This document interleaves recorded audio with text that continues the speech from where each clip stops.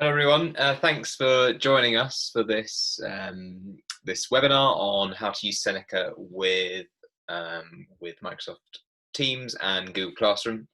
I'm going to talk through a few different areas of what we do and also how you can integrate what we do with Seneca in this session. It should last about half an hour and there'll be some time for some questions at the end. Just a few logistical things. If you want to ask questions, there's a chat down the side which you'll be able to access by just clicking chat on your Zoom. And if you do that, then basically you'll be able to just fire in questions as and when they come up. Don't feel like you need to wait for a certain period of the session. Just feel free to put those questions in whenever you're ready, and I'll come back to them at sort of set periods towards the end of the session. If you have any questions, just pop them in the chat and keep them coming, so that then I can go through some things that you guys want to hear about and have questions about come the end of the session. So there are going to be three parts of what we do. There's going to be talking through just the basics of what Seneca actually is, to make sure if there's anyone on the call that's new to Seneca, so you can understand exactly what it is that we do. Then there's also going to be a section where we're going to look at how to do different bits on Seneca. And each time I show you something on Seneca, I'm going to show you how it integrates, first of all, with Google Classroom, and then I'm going to show you how it integrates with Teams, and then I'm going to show you some individual functionality of both. So if you're using either Teams or Google Classroom, then hopefully you'll be able to see how it's useful when you see these integrations and how they work. But also it might be interesting to see what functionality there is on Microsoft Teams if you use Classroom, and the other way around, so you can sort of understand what functionality there is. And also what we're seeing is that Google and Microsoft are sort of developing quite similar functionality around this. So if you're seeing something on one, it's likely to be being considered at least on the other one. So see what sort of future developments Google and Microsoft might be releasing. Anyway, without further ado, what I'm going to do is share my screen with you so you can see exactly what I'm talking about. And as I say, any questions as and when they come up, just feel free to pop them in the chat down the side. So I'll just share my screen. You should all be able to see that now. So first of all, first thing to sort of share and sort of explain is, as I say, exactly what Seneca is. So we're a distance learning and homework platform. We have some of the best things about them that we feel are, first of all, everything on Seneca is the way the algorithms and the content is developed is based on cognitive science. So we do a lot of work around making sure we lower cognitive load, but also making sure that we apply specific principles from cognitive science that help students learn most effectively. So there's a series of different things we put into the platform, which I won't go into much detail now because we're going to focus on Teams and Google Classroom, but you can join another one of our webinars to learn about the different cognitive science approaches we take, because they're also quite useful just generally to know as a teacher and for teaching. Secondly, everything on there is automated. So in terms of marking, it all happens automatically. Your students will automatically, as they complete work, it will correct it for them. It will give them instant feedback whether they're right or wrong, and correct that work for them if they're incorrect, so they can learn from their mistakes. And then obviously as a teacher, you'll then be able to track their progress and see the data that your students are producing on the platform. So there's lots and lots of time-saving ways that you can use Seneca as well. Fourthly, and this is the sort of linked into the automated nature of what we do with Seneca, so we have adaptive learning. So what that means is that it's almost like the automation of your differentiation process that you would do manually within your classroom. So as a student goes through, or say you had two students on Seneca side by side, and you were watching them go through the same course, what you would see each student what you'd see on each student's screen as they went through would be different based on how they answer the questions. So it automatically adapt and differentiate for each individual student based on how they answer, what they seem to be struggling with, what they seem to be doing well with. The system will automatically learn that, and it will adapt the content accordingly. Be that giving more support to students who are struggling, but also pushing people on if they need it, and moving them onto harder content. And lastly, it's all free. So everything I'm going to show you today is free. You may have seen we do have a premium platform as well. That basically gives students access to extra content and learning features, but our focus exclusively on what we provide for free in this webinar. So what I'm going to do is move on to our teacher platform. Again, I'm not going to spend too much time on our student platform, just because of the focus of this is how you as teachers can use Seneca with your Google Classroom and with your Microsoft Teams. So if we look at the teacher account first of all,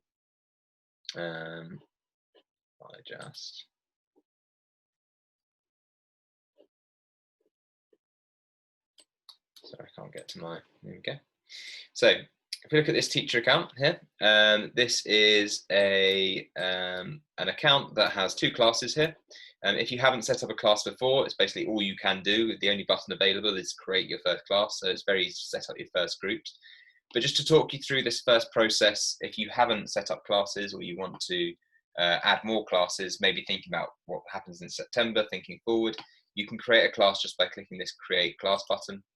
And first of all, you give it a name. So let's call it a test name, just as an example. And then as simple as that, you've created your first class or your second class or third class or whatever it is on Seneca. And you get this checklist up the top here, which gives you basically a step-by-step guide of how to, first of all, complete the steps to sort of set up your class. But also if you need to get help, there's always this option here to get help when you're setting up. So first of all, if you want to add courses, that is basically saying, okay, as a teacher, I want students through this class to be able to access particular courses. So say it's economics, for example, A-level, whatever it is, you can click on it and select as many or as few as you want. If you teach more than one subject for some reason, you can select multiple. So we've got a couple of economics and a German course in here. And let's just pick this business course just for good measure. So you can see here I've got 4 classes added. If I added those courses, those are then the courses that I, as a teacher, is saying I teach this class, these courses. The next step is to create an assignment. So again, just follow this step, create an assignment. I can choose from one of those 4 courses that I've just added. And so let's go for this economics one as an example again. And give it a moment to load up. And then from here, you can select the different sections of this economic course that you want to set for them. So, for example, economic methodology, nature and purpose of economic activity, etc. And again, you can select as many or as few of these as you wish. Something quite nice at the top here is it gives you a little estimation of the amount of time it's expected to take, which is quite useful for thinking about how much work to set your students. So then I click assign to assign those to my students, and I give it a name. Let's give it a test assignment. And I can set a start and end date, so that's quite nice. If you want to plan ahead into the future, you can do that as well. So when I click create, at the moment, you haven't seen any sign of Google Classroom, any sign of Microsoft Teams. Don't worry, it's coming. So in this next step, we're going to look at inviting students. And this is sort of the first stage you'll get this integration of using Microsoft Teams and Classroom. So if I click invite students, you'll see a few different ways that you can do it. So I'm assuming if you're on this webinar, you've probably got either Microsoft Teams or Google Classroom. So I'll focus on these 2 sections to show ways of inviting your students to the class. If I just show you Google Classroom first, what we need to do is click on the Google Classroom button. This will then take you to a page which will ask you which class you want to share it with. So I'm going to, so for example, use this Year 9 class that I've got in my Google Classroom, and you then get to choose an action. Now, there are a number of different actions you can take here. For sharing or for inviting your students to the class, I'd recommend using the announcement. And that will then go into, if you're familiar with Google Classroom, what's called the stream, which is basically almost like the message board, basically. So this will send an announcement to that message board, the stream, and it will let them know how to join the class. These other options incidentally are very useful, but not necessarily for this purpose. So I'm going to make an announcement, and I'm going to go, and this link for students to join is already added. So I'm going to add a little message to my class. Click this link to join the class. And then up the top here, you can again see if you want to set it for more different groups, you can. For other groups as well, that bear in mind they'll all join the same class on Seneca. But you can also just set it for individual students. So I've got my students here selected all, but I could just get rid of that and select it for a few students if I wanted to. It's up to you. Another quite nice feature is at this post section. So at the moment, I can just click post, or I can click this little downwards arrow, and I can select from schedule if I want to schedule that into the future and for it to post automatically, or if I want to save it for later and add to it, I can save it as a draft, or discard if you want. But I'm just going to post for the moment, so let's just post that to my students. So there you go, it's posted. That's told the students how to join the class, and you've got the option to view the post just to double check it to make sure you're happy with it if that's useful for you. You give it a second to load, you'll see it's gone into my stream here. And Richard Seneca, who's me on my Google account, it says click this link to join the class. And what will happen is when a student clicks on this link, if they're not logged in already, they'll just be asked to log in. But if they if they're already logged in, give it a second to load up, it will just tell you that actually this student X, whichever student this is, has joined the class. So there you go, you have just joined test name. Remember that was the name I gave the class earlier. And then you can see the teacher can now see all your progress. So it just lets them know. And if you click continue, it will just take that student through to that class. And remember, we've got those 4 courses that we added earlier. They're there for that student to see. And that assignment that we've already set, again, is there ready to start learning if the student wants to. So that's sort of how that looks from like a joining perspective on Google Classroom. It's very similar on Microsoft Teams, but subtly different. So I'll just go through that quickly. So again, I'm inviting my students, but this time on Microsoft Teams. I click on Microsoft Teams. Again, give it a second just to load into your account. Now, this time it's slightly different. You search for a team or a channel. So I'm going to look for Year 10 Maths Group as an example. And again, it's got the link already in here. So I'm just going to add a little message. Click the link to join the class. And again, I have the options down here to share. There's no way to sort of schedule or save things for later on Teams, but you can just share it then. And it says your link has been shared. So if I go into this Teams Year 10 group, let's go into the posts section. You'll see here at 16:15, join the class. So just now, click to join the class. And again, if the student clicks on that, they'll be taken through the same steps as I showed you as on Google Classroom. Just a quick reminder at this point, if you do have any questions as I'm talking, just keep them coming in on the chat so I can answer them at an appropriate time towards the end. Don't feel like you need to wait for the end of the session to ask any questions that you have. So that is inviting students. What you'll then start to see is obviously students hopefully start to join your class.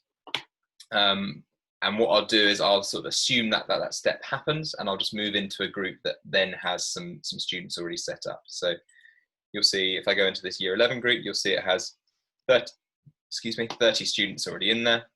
And the next level of integration that I want to show you is using our assignments feature. So if we go into the assignment section here, what you have the option to do is create an assignment. So if I click here, so this is doing the same process as we did earlier, but as we were doing as part of the setup process before. But now this is creating a brand new assignment for you. So again, like I did before, this is an example from the National Curriculum Key Stage 2, but we can just select as many or as few of these sections that we want to set for our students. Something quite nice to show you as well is if you want to preview what these sections look like, so you actually get a bit more detail than just understanding new words, you can click preview, but do be reassured that when we work from creating these courses, we always work from either the national curriculum at Key Stage 2 and Key Stage 3, or the exam board specifications at GCSE and A level. So it's exactly what students need to know within those these concepts. So again, I can see that's going to take 21 to 35 minutes. So I can think that's enough for my students. I'm going to assign those sections. I can choose all of my students that I want to set it to, or I can just choose individuals, whichever is most appropriate. I'll select all for the moment. I then can click next. Again, give it a name, test name 2, and set a start and end date for whatever I want. Now this time when I click create, because it's my second assignment, I then get a little prompt to remind me that if in case I want to share this with my students. So again, I can do this either through a number of different ways. We'll focus on Google Classroom and Microsoft Teams. But if I want to share this on Google Classroom, I simply click on this link.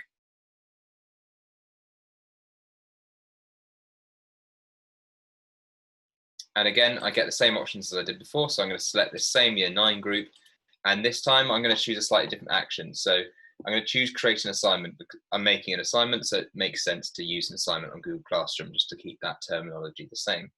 Now, just while I'm here, I'll explain ask a question is where you can basically just pose a question to your class on Google Classroom, and create material is where you can sort of upload resources or different sort of support content for your students, but you're not necessarily asking them to do something or anything like that. You're just uploading material. So let's create an assignment. Again, I can give it a title. So again, whatever you want to call it. Let's call it assignment 2. And the instructions are click the link to access the assignment.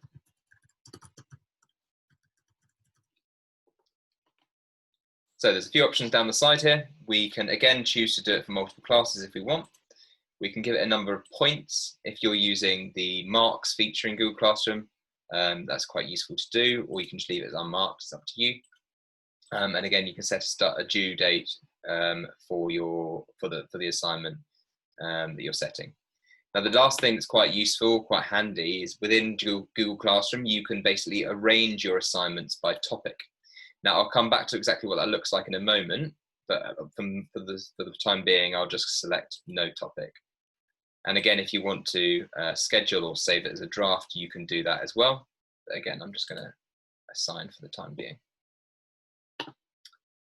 So again, gives you a nice option. Let's view that post just to double check.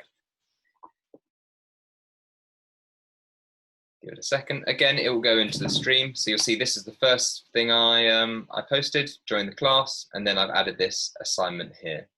Now you can also view the assignments within the classwork area as well. So the stream, remember, is our sort of message board, so you can see what is being said. But classwork is where your sort of assignments will be kept. And do you remember I mentioned about the different topics you can put it under? So at the moment, I've just put it under no topic, and it just comes up at the top of this classwork section. But something quite nice is if you're looking to organize this a bit, so it's easier for you and your students to find the different bits of content that you're posting. You can actually drag and drop this into different sections. So these are these topics that I've set up already. So say I wanted to go under the number section, for example, this can go under here and it will just pop under there. And it's important to say that whatever you see, your students will also see as well. So this same view is exactly what your students will see. And then if the student wants to click on it, it sort of expands, and that instruction that I gave here and the link to the assignment is there, and the student just clicks on that and it will take them through to the assignment. So that's setting it on Google Classroom, and again, it's a very similar process on Teams. So I'll just pop back. This time I'm going to share on Teams, and I'll click here. And again, like I did before, I'll be asked to share to a particular class or a particular channel in Microsoft Teams. So I'm going to go for this maths group again. Again, put a nice encouraging message.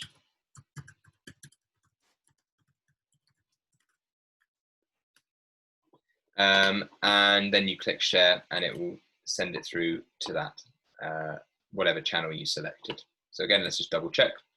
Here it is, 16/22, encouraging message, and click there. And the student will click on there and it will take them through to the assignment that you've set them.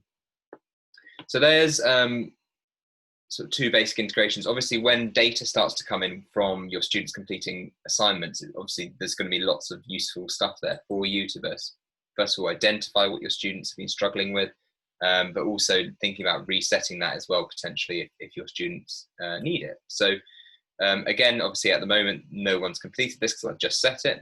But if I just go into a past assignment so you can see what the data will look like once students start to do it, I just click here. What you can see is we show you the data. So I've just set two different sections on Seneca here, and you get this nice red, amber, green of what your students have been up to. So you can see exactly who has done really well, who hasn't done so well. So you can learn about what your students understand based on these topics.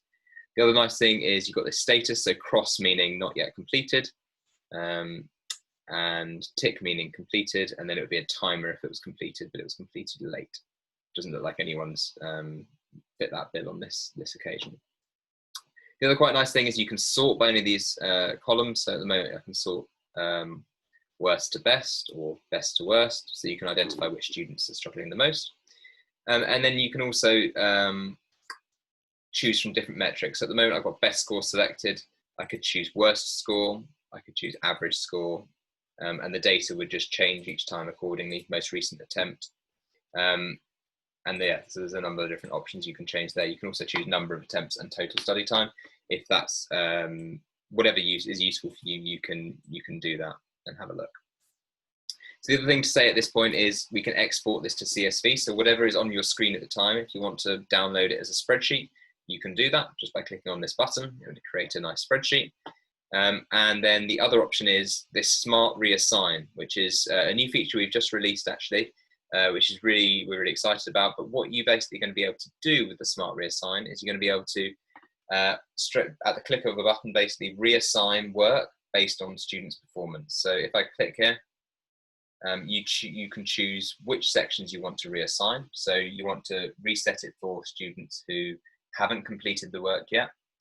You want to reset it for students who've got less than 50%, or you want students to set it for students who've got less than 80%. You can choose any combination of those options. So if I want to do best score is less than 50 and they're incomplete or haven't completed it yet, what I can do is then reassign that for those students, and it will automatically select those sections for those students and just reassign them for them. So I click reassign.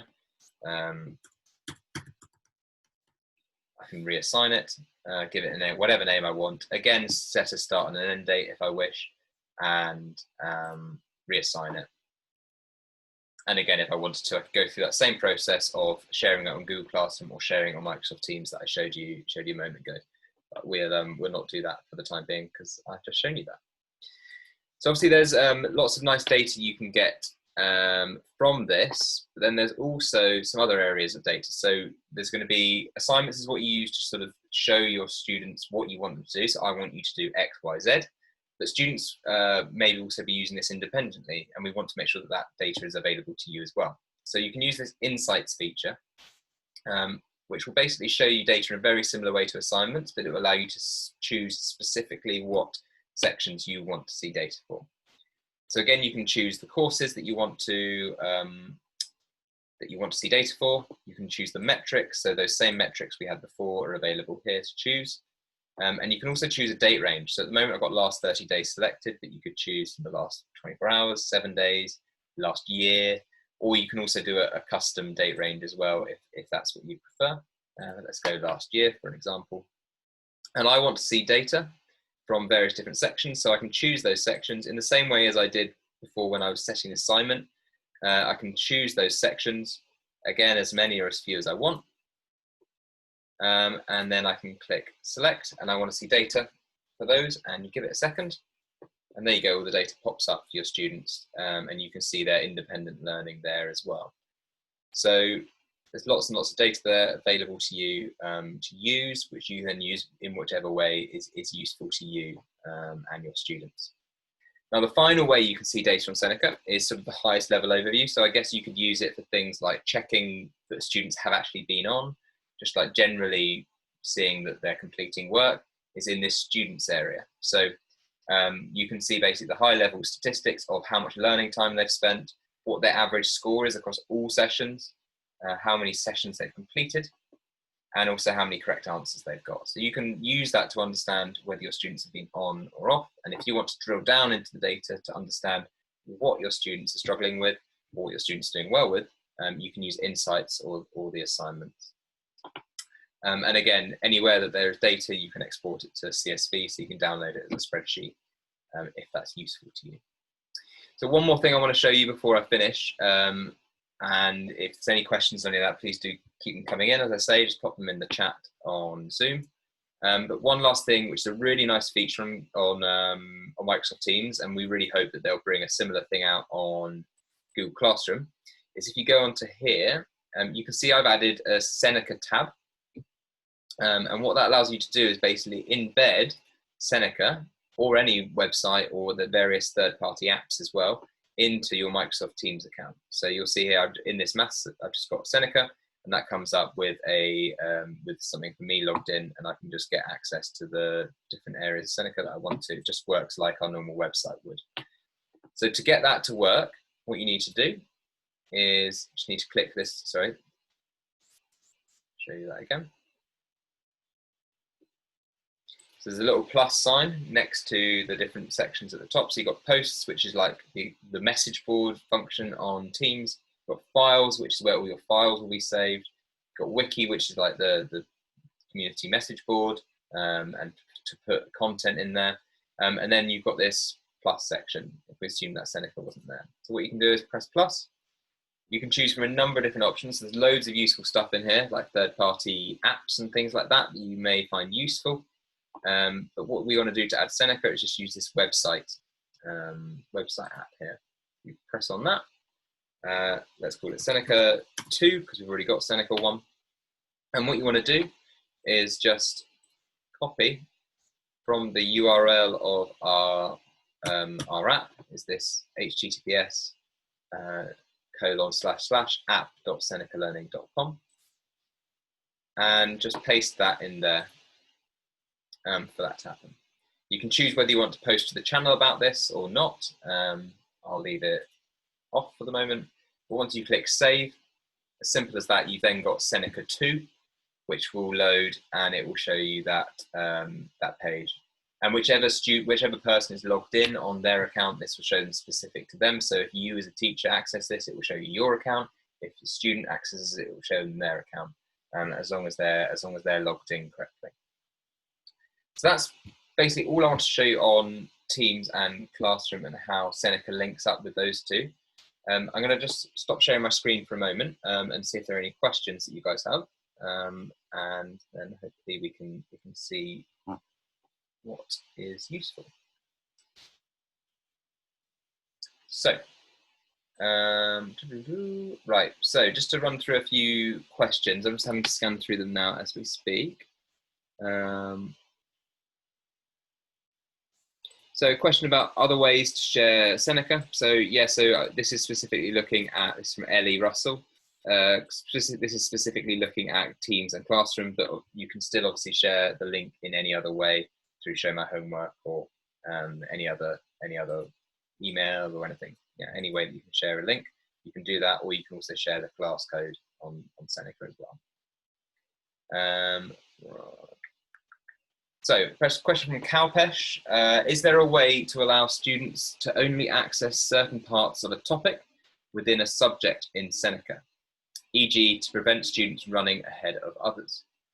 So we actually deliberately don't hold any students back. A lot of students like to go ahead, and we don't see that as a negative thing. You know, we have encouraged students to do that where they're interested. We don't want to hold back information from them.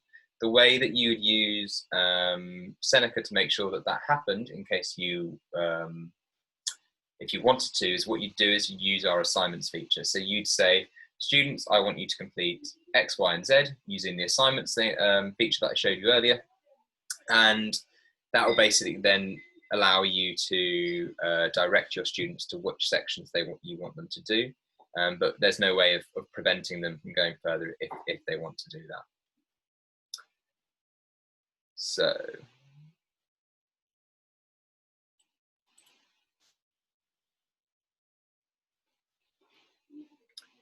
question about recording. Sounds like there's some people who've had trouble accessing the session.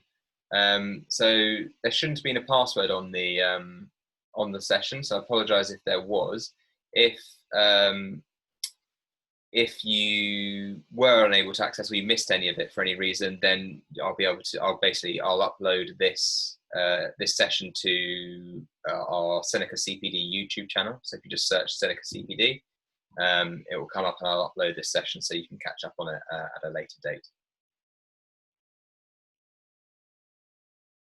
Okay. Right, let's have a look.